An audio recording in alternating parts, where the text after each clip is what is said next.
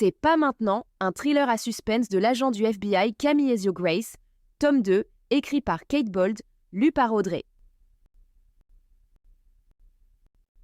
Prologue. Les garçons ne se rendaient pas compte à quel point la forêt était devenue silencieuse en leur présence. Profiter de la journée était leur préoccupation première. L'école commençait la semaine prochaine après tout, et ils voulaient en profiter de ces derniers jours de vacances au maximum. PJ guida le duo à travers bois et s'approcha rapidement des terres boueuses du marécage. Donald, surnommé Donnie, qui courait derrière lui, leva une main pour repousser les branches qui lui venaient en pleine figure suite au passage de PJ. « Pas si vite !» dit Donnie. « Continue comme ça et tu finiras le cul dans le marais. » Il avait dit le mot cul plus fort que les autres. Ils avaient 10 ans, les gros mots ne pouvaient être prononcés qu'ici, dans ces bois familiers, à l'écart des oreilles des parents et professeurs. « C'est le but !» répondit PJ.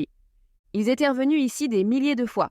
Quand ils étaient plus jeunes, ils jouaient au ninja ici, se battaient avec des bâtons en guise d'épée. Leur jeu était désormais un peu plus mature. Il s'agissait de voir qui pouvait faire la chose la plus stupide. Et aujourd'hui, la chose la plus stupide consistait à plonger un pied, voire une jambe entière, dans l'eau du marais. Ils ne s'étaient jamais aventurés aussi loin, le marécage se profilait, allez savoir jusqu'où devant eux. Ils avaient bien évidemment entendu toutes les mises en garde inhérentes au danger tapis au fond de ces bois, surtout après avoir atteint le marais. Sangsues, serpents, alligators. Jimmy Elridge, un gamin de leur équipe de foot amateur, jurait avoir vu un python ici une fois. Mais pour un gamin de 10 ans, le danger faisait partie du jeu, non? PJ s'arrêta soudainement. Il s'arrêta si brusquement que Donnie faillit lui rentrer dedans. « Qu'est-ce qu'il y a ?» demanda Donnie. « On est arrivé. Regarde, juste là. Tu avais raison, j'ai failli tomber dedans. » Les garçons regardèrent le marais et Donnie imaginait déjà les récits de bravoure et d'exploration qu'il raconterait le premier jour de retour en classe, à l'école primaire de Hen Creek.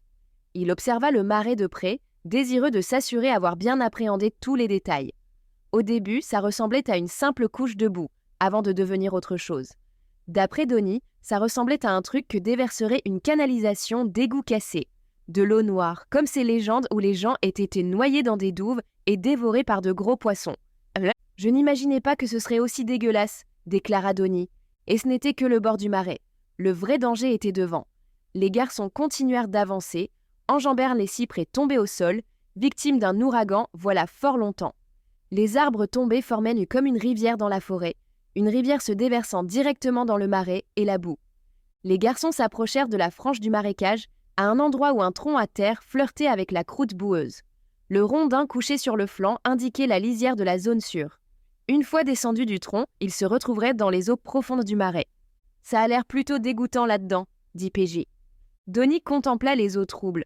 La boue était trop épaisse pour distinguer quoi que ce soit. « Tu passes le premier » demanda PJ. Évidemment. Donnie espérait que PJ ne voyait pas à quel point il était terrorisé. Qu'est-ce qui leur avait pris? Il n'avait pas à faire ça. Il pourrait toujours s'en vanter à l'école. « Et grouille-toi » dit PJ. « Je tiens à partir d'ici avant que les serpents rencontrent les alligators et qu'on se retrouve au milieu. » C'est pas drôle. Donnie parcourut du regard l'eau verte de vase, les rares nénuphars et roseaux. Puis, en retenant son souffle et le cœur tambourinant dans sa poitrine, il plongea ses orteils dans l'eau. Il faillit s'arrêter pour enlever sa tongue, trop tard. Son pied était déjà dedans. Sa première pensée fut que l'eau était beaucoup plus chaude que ce à quoi il s'attendait. Genre, vraiment vachement plus chaude. Une vie foisonnante grouillait, comme des têtards et Dieu sait quoi d'autre qui battait contre sa cheville. « Entre jusqu'aux genoux !» lança PJ en gloussant joyeusement. Donnie enfonça encore plus sa jambe. C'était vraiment moins pire que prévu. Bon sang, peut-être qu'il irait jusqu'à la taille. Il devrait expliquer le short mouillé à sa mère, mais il pourrait... Son pied heurta quelque chose de grand et solide. Quelque chose qui semblait vivant. Donnie hurla et retira son pied. Il bougea si vite qu'il trébucha sur le tronc derrière eux. PJ se pissait de rire, une main sur le ventre, l'autre pointée sur Donnie. « Espèce d'empoté, si tu voyais ta tronche. »« PJ, il y a quelque chose là-dedans, dégage, c'est peut-être un crocodile. »« Quoi, tu déconnes ? » ?»« Non, on se taille, mec. » Donnie se redressa, ce faisant, ses yeux se tournèrent instantanément vers cette eau saumâtre. Il était certain qu'un crocodile ou un python surgirait pour les croquer sans attendre. Il vit quelque chose. Pas un crocodile ou un gros serpent. Quelque chose de beaucoup moins dangereux mais d'un peu plus effrayant. C'était une personne, une femme morte. Elle flottait à la surface de l'eau, dérangée par le pied de Donnie. La peau pâle et cireuse, les yeux morts presque incolores, ouverts et contemplant le ciel. Les garçons échangèrent un regard, PJ presque en larmes, avant de détaler. Donnie poussa un hurlement qui déchira la forêt, si horrifiés et paniqués que les oiseaux qui s'étaient tus en leur présence prirent leur envol, les battements de leurs ailes semblables à de petits coups de tonnerre. Chapitre 1. Camille Grace regarda son nouveau bureau et sourit. C'était un petit bureau situé au sous-sol d'une agence du FBI toujours en activité. Elle avait fini par échouer à la Nouvelle-Orléans, à 1 heure de route des fantômes de son enfance. On lui avait donné ce bureau en s'excusant. Le département des ressources humaines imaginait qu'elle le prendrait comme une insulte. Mais pour Camille, c'était parfait. Loin de la foule et paisible. Elle regarda alentour et constata qu'elle avait encore fort à faire. Elle repensa aux jours écoulés et essaya de comprendre comment elle s'était retrouvée là. Lorsque Camille avait quitté l'Alabama, elle l'avait fait sans aucune émotion. Le pire avait été de quitter son petit ami. Declan avait faiblement contesté pour la forme, mais en fin de compte, Camille était convaincue qu'il avait été aussi soulagé qu'elle. Son déménagement n'avait suscité aucune émotion, il y avait quelque chose de brisé en elle, qui avait toujours su que sa voix la ramènerait en Louisiane. Upping l'attendait comme une mauvaise habitude qu'elle avait abandonnée et reprenait maintenant. Il y avait une certaine notion de confort, bien sûr, mais aussi de danger. Elle habitait un appartement juste en périphérie de la Nouvelle-Orléans, mais Upping était à moins d'1 heure en direction du sud et parfois, cette ville essayait de l'attirer. Elle s'attendait à ce que le directeur Milton du FBI lui mette des bâtons dans les roues lorsqu'elle avait demandé son transfert, mais il avait semblé d'accord. En fait, il avait agi comme si Camille lui avait fait un cadeau. Il avait détesté la voir partir, du moins c'est ce qu'il avait dit, mais avec 3 postes vacants au bureau de la Nouvelle-Orléans, tout s'était bien goupillé.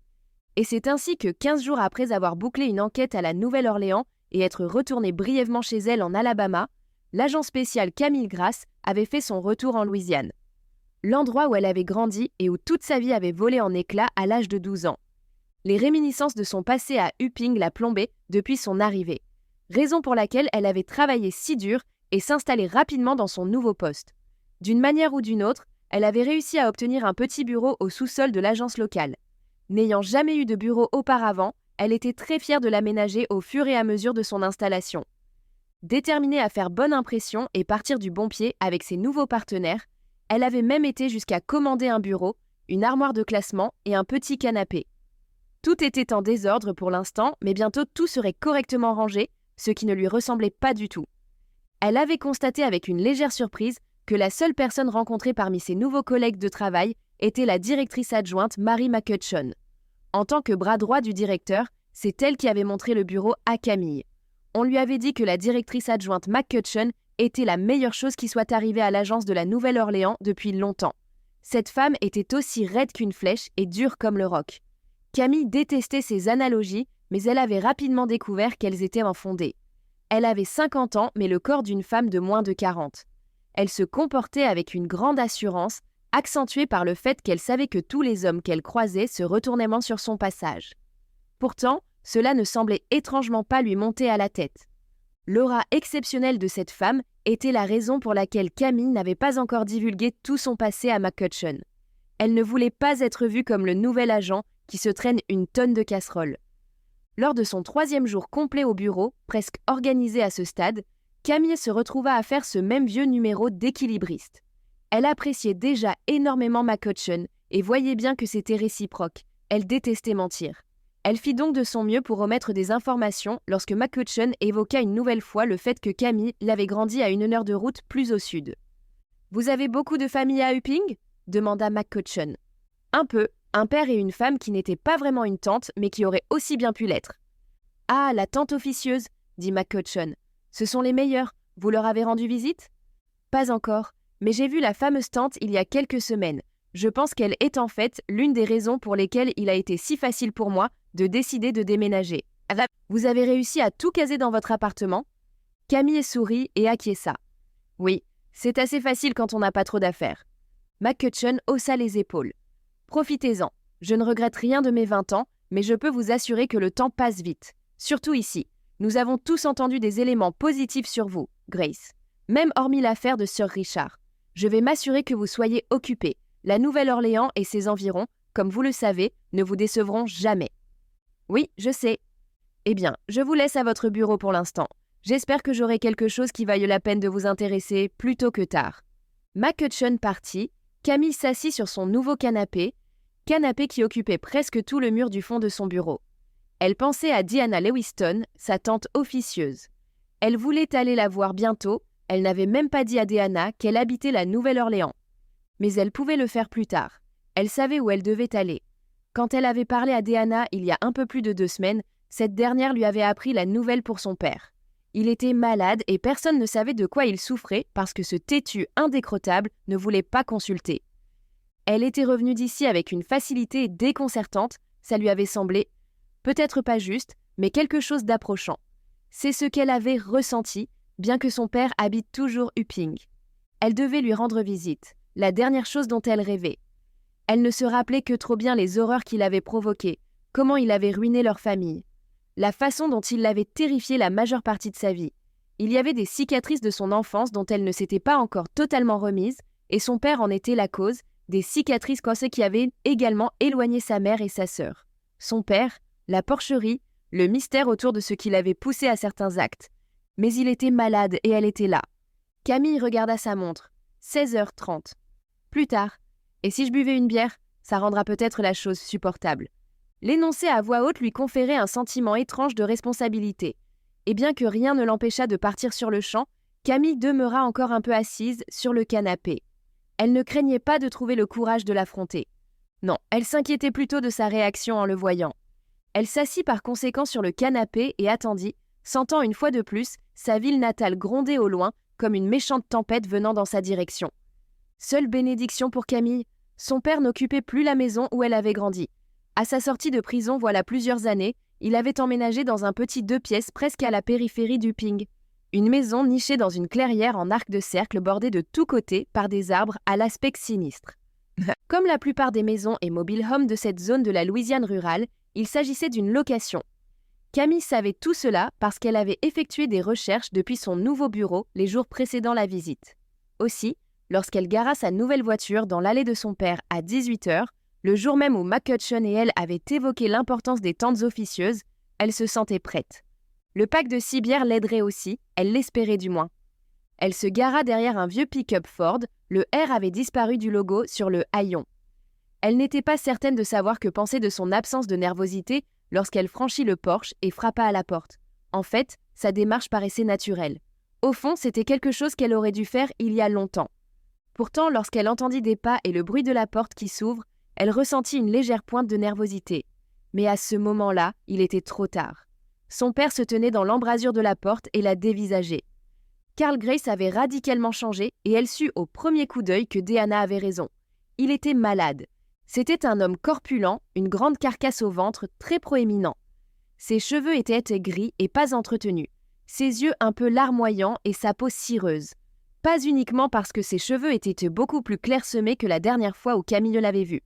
C'était ce regard, des yeux qui ressemblaient aux fenêtres d'une maison cambriolée. Quand Camille observait son père, elle lisait dans ses yeux toutes les choses horribles qu'il avait pu faire à elle, à sa mère ou n'importe qui d'autre. Elle y voyait la froideur, l'égocentrisme. Elle vit la rage et la colère latentes qui y avaient habité. Même si ces choses n'étaient plus présentes, elles avaient dû faire leurs dégâts. Ses yeux semblaient briller alors qu'il l'étudiait. 3 secondes s'écoulèrent avant qu'il ne comprenne ce qui se passait. « Camille ?» Sa voix réduite à un murmure. « Oui », répondit-elle, surprise par le calme qu'elle dégageait. « C'est moi, Camille. Mon Dieu, ma petite fille !» Sa voix était encore plus faible qu'avant, mais le plus grand choc de tous, c'est qu'elle ne ressentait rien. Ni colère, ni peur, ni tristesse, ni soulagement. Au contraire, sa voix et ce dernier commentaire lui rappelèrent une chose qu'il avait dite par le passé. « Ma petite fille, pourquoi as-tu été si gentille ? Tu n'as pas entendu parler de l'abattoir ? Tu n'as pas vu les porcs morts ?» Il ne dit rien d'autre après ça. Il la regarda puis jeta un rapide coup d'œil derrière lui. Il semblait triste, peut-être un peu gêné. Elle se demandait comment il pouvait vivre ici, seul et malade au milieu de nulle part. « Tu n'es pas obligé de me laisser entrer. » Il parut décontenancé par cette remarque, mais il hocha la tête et s'écarta. « Non, non, entre. C'est juste que je suis seule depuis très longtemps maintenant et… » « Personne ne fait le ménage, dit Camille en essayant de garder un ton léger. « Ne t'inquiète pas. Elle le suivit au salon. Il y avait un canapé, un fauteuil en lambeaux et une télévision posée sur un vieux meuble télé. Carl Grace était installé en face d'elle dans le fauteuil. Quand Camille le regarda, elle vit une larme couler sur sa joue. « Comment tu vas, papa ?» demanda-t-elle en feignant la décontraction. « Je vais bien. »« Bien ? Tu as une sale tête, papa. Diana dit que tu es malade. Vu ta tête, je dirais qu'elle a raison. »« Tu as parlé à Diana ?»« Oui. »« Pourquoi ? Que fais-tu ici ? Je veux dire, je suis tellement content de te voir, mais tu es la dernière personne que je m'attendais à voir à Upping. »« Je suis sur une affaire à la Nouvelle-Orléans, » mentit-elle. « Et tu as eu envie de passer me voir ? » À la base, non, je ne vais pas te mentir. Étonnée de la facilité avec laquelle elle lui avait parlé, elle ajouta « Mais quand j'ai su que tu étais malade, je me suis dit que je devais venir. » Elle n'aurait pas dû te le dire. « Pourquoi ?» Il baissa les yeux. « Parce que je suis en train de mourir, Camille. Je suis en train de mourir, et ce n'est pas beau à voir. Je souffre beaucoup en ce moment, et je ne veux pas que tu me voies comme ça. » Eh bien, c'était soit comme ça, soit pas du tout. Et comment sais-tu que tu es en train de mourir ? Comment tu le sais si tu ne vas pas chez le médecin ? Je suis allée chez le docteur, mais je ne l'ai pas dit à Diana. J'ai eu les résultats la semaine dernière. Cancer du pancréas à un stade assez avancé. Bon sang, papa, qu'est-ce que tu vas faire ? Rester ici et souffrir ? C'était le plan. Un silence s'installa autour d'eux. Camille prit le temps de regarder l'appartement et pas uniquement le salon. Une kitchenette reliée par un coin-bar jouxtait le salon. L'évier débordait de vaisselle sale. Tu comptes les laisser se réchauffer ou c'était pour enterrer la hache de guerre ? Elle remarqua son signe de tête en direction de la bière qu'elle avait apportée. Un pack de 6 bouteilles de Corse. Elle en sortit une et la lui lança. Il l'attrapa et la déboucha sur le champ en vrai professionnel. « Ce n'est pas une offre de paix, » dit Camille. Il fallait bien faire quelque chose. Quelque chose pour meubler le silence. Il but une longue gorgée de sa bière et soupira. « Tu dois trouver ça stupide que je n'ai jamais cherché à me faire soigner, n'est-ce pas ? » Effectivement. Qu'est-ce que Diana t'a dit d'autre ? Elle t'a parlé de ta mère ? Qu'elle est morte toute seule dans une chambre d'hôtel au Texas ? Oui. Et si tu... Tu sais quoi, papa ? J'ai déjà fourni un gros effort pour venir te voir. Je ne sais pas si je suis prête pour une petite conversation. Surtout pas si tu t'apprêtes à me dire que tu as choisi de souffrir parce que tu le mérites. À cause de tout ce que tu as fait par le passé. Il rit d'un rire triste. Bon sang, tu as raison. C'est exactement ce que je suis en train de faire, tu sais ? Elle hocha la tête. Elle n'était pas surprise qu'il l'admette, mais se rendit compte qu'elle était contrariée qu'il semble s'en moquer ouvertement. Et surtout, elle avait découvert précisément qu'elle ne s'en fichait absolument pas. On peut juste rester assis, tranquillement. Je ne pense pas avoir besoin de parler. Je pense que je vais boire 2 de ces bières et te laisser le reste. Et puis je vais y aller. Elle vit la lueur de tristesse dans ses yeux et ne se sentit pas du tout honteuse que cela lui apporte un minimum de joie. Donc tu es juste venue pour avoir la confirmation que j'étais en train de mourir ? Et puis, quoi ? Tu vas t'en aller comme ça ? Oui, dit-elle en appréciant la liberté que cela lui procurait. Pour aujourd'hui, mais je reste en ville un certain temps. Tu me reverras. Elle faillit demander s'il avait besoin de quelque chose, mais se retint. Elle n'en était pas encore là. Au lieu de cela, elle s'assit en silence et apprécia le moment. Elle s'assit en silence en présence d'un homme à la fois étrangement familier et bizarrement étrange. Elle buvait et jetait de temps à autre un coup d'œil à l'homme qui l'avait élevée et qui, d'une certaine manière, avait fait de son enfance un cauchemar. Plus encore, la présence de son père lui rappelait Nanette, une sœur disparue depuis trop longtemps. Et même si Nanette était morte, Camille avait besoin de savoir. C'était un rappel brutal de la raison pour laquelle elle était vraiment ici. Pourquoi elle avait ressenti le besoin de revenir. Un rappel qui, elle le savait, l'a entrée comme un fantôme dérangé jusqu'à ce qu'elle aille au fond des choses. Un fantôme qui lui chatouillait déjà la nuque, lui demandait ce qui pouvait bien lui prendre autant de temps. Chapitre 2. L'adjoint Rick Humphrey contemplait la petite embarcation en aluminium se frayer un passage dans les eaux stagnantes et marécageuses devant lui. Les moucherons de sortie s'agitaient autour de sa tête en un petit nuage agaçant. Il les écrasa avec son chapeau, son crâne à la calvitie prononcée se refroidit en l'absence de couvre-chef. Il y avait 2 hommes à bord, un officier local qui connaissait ces marécages aussi bien que n'importe qui d'autre dans le coin, et un athlète régional qui travaillait sur n'importe quel type d'embarcation au pied levé. Le nom du type était Ben Machin-Chose. Il avait l'air à la fois irrité et excité. Ils avaient déjà fait appel à lui pour filer un coup de main dans les marais. Il avait un peu l'habitude des enquêtes de police. Mais devoir chercher des cadavres dans l'eau lui déplaisait. Ils avaient remonté un corps de l'eau hier. Une femme du coin, une certaine Wendy Pullman. Wendy avait été découverte par 2 garçons en balade, et tant mieux, Wendy avait disparu depuis 3 jours. Mauvais karma, cependant, Wendy était le 2e corps retrouvé dans une zone marécageuse au cours des 4 jours écoulés. Et comme pour le premier, il semble que Wendy ait été attaquée par un alligator. Ce n'était pas beau à voir. La moitié de sa jambe gauche avait été rongée jusqu'à l'os, un morceau de son épaule manquait, elle avait perdu 3 doigts à sa main gauche. C'était la chose la plus horrible qu'Humphrey n'ait jamais vue. Il n'arrivait pas à chasser l'image de son esprit. « Eh, ça va ?» L'adjoint Humphrey fut ramené à la réalité par la voix de Ben quelque chose. Il s'était à nouveau assoupi, chamboulé par la vision morbide du cadavre de Wendy Pullman. « Oui, je vais bien, » dit Humphrey. Il vérifia sa montre et secoua la tête. « Au diable, amène-le ici. Déjà 2 heures. Qu'on cherche. » Ben acquiesça. L'officier qui l'accompagnait sembla aussi soulagé que Ben. Un type rondouillard nommé Swanson s'épongea le front avec un mouchoir qu'il sortit de sa poche arrière comme s'il s'agissait du tour de magie le plus lent au monde. Humphrey ne s'était honnêtement pas attendu à trouver un autre cadavre ici. Même s'il y en avait un autre, il pensait qu'il serait ailleurs. Les 2 corps avaient été trouvés dans des endroits différents dans les bois, dans des marais différents. Mais ils semblaient tous 2 avoir été agressés par des alligators. Semblait. Ben amena le bateau en bordure du marécage, là où l'eau et la terre fusionnent pour former la boue. Swanson descendit en grommelant, suivi de Ben. « Merci Ben, » dit Humphrey. « De rien, tu as l'air déçu. J'ai 2 cadavres sur les bras, forcément, je suis déçu. »« Eh mec, c'est des alligators, non? Un flic n'y peut pas grand-chose. » Humphrey soupira et secoua la tête. « Tu as besoin d'aide pour remonter le bateau? »« Nan, ça va.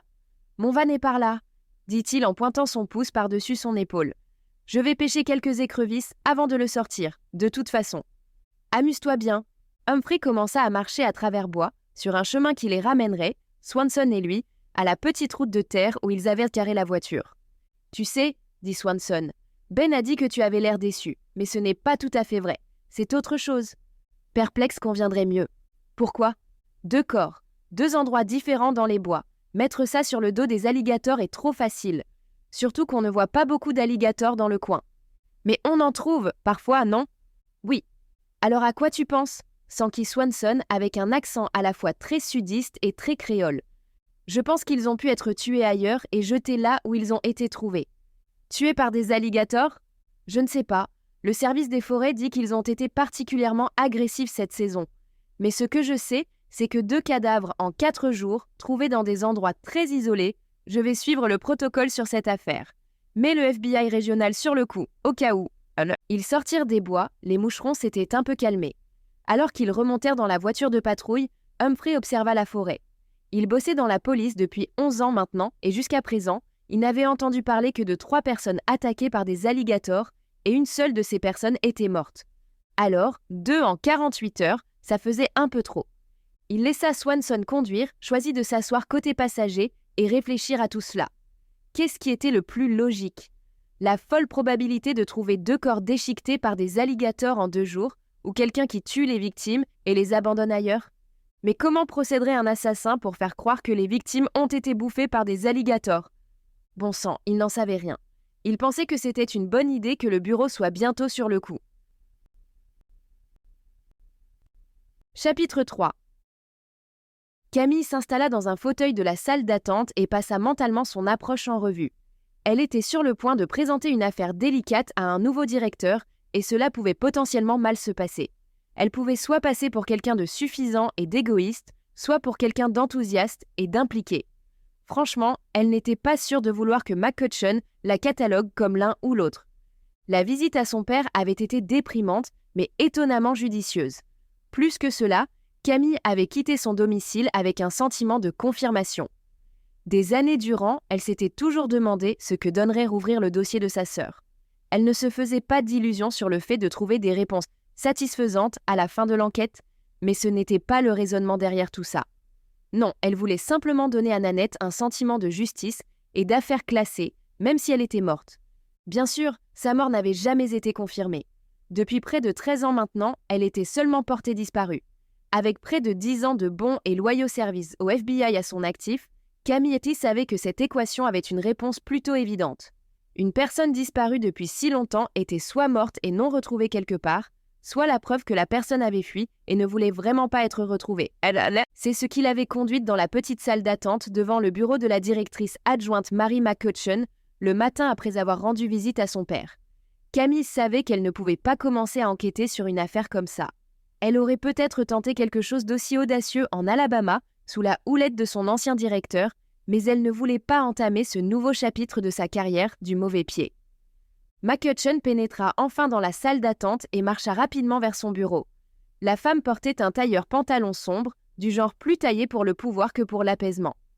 McCutcheon se comportait avec plus d'assurance que Camille n'en avait jamais vu chez les femmes rencontrées au bureau.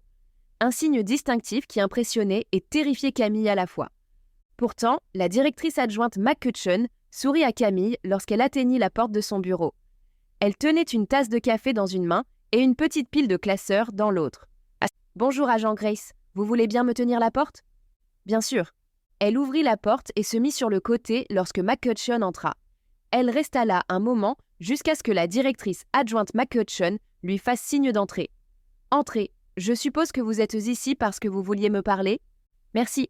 Et oui, il y a quelque chose que je voulais vous demander si vous avez le temps. »« J'ai 15 minutes devant moi. Ce sera long ?»« Oui, je pense. »« Alors, asseyez-vous, » dit McCutcheon en prenant place sur une chaise de bureau minimaliste, derrière un bureau soigné mais quelque peu occupé. Des papiers étaient éparpillés partout, mais de façon ordonnée. Elle ouvrit son ordinateur portable, tapa un mot de passe, puis accorda toute son attention à Camille, tout en sirotant son café. « Madame la directrice adjointe, je me demande si vous connaissez tout de mon histoire, » dit Camille en s'asseyant. « Je sais que mon dossier contient des détails, mais pas tout. Le directeur Milton de Birmingham vous a parlé de ma sœur ?»« Juste l'essentiel, » répondit McCutcheon. « Milton s'est montré très protecteur quant à votre vie privée et ne m'a dit que ce que je devais savoir. Je sais que votre sœur a disparu à l'âge de 19 ans environ, c'est bien ça, et elle n'a jamais été retrouvée. » C'est exact. Et bien que j'ai vu les rapports et les dossiers relatifs à son enquête, de nombreux points sont à améliorer. Trop de recherches bâclées, pour être franche. Elle marqua une pause, donnant à McCutcheon l'occasion de répondre, mais elle demeura silencieuse. Camille poursuivit, parla lentement en faisant de son mieux pour ne pas avoir l'air de supplier. Je me demandais si, pendant que je prenais mes marques ici, vous me permettriez de rouvrir son dossier. Ce ne serait pas mon objectif principal, mais quelque chose sur lequel je pourrais travailler discrètement quand le temps le permettrait. J'ai bien sûr essayé de fouiner dans mon coin au fil des ans, mais jamais à titre officiel. Jamais en utilisant les dossiers et les... Nous espérons que vous avez apprécié cet aperçu.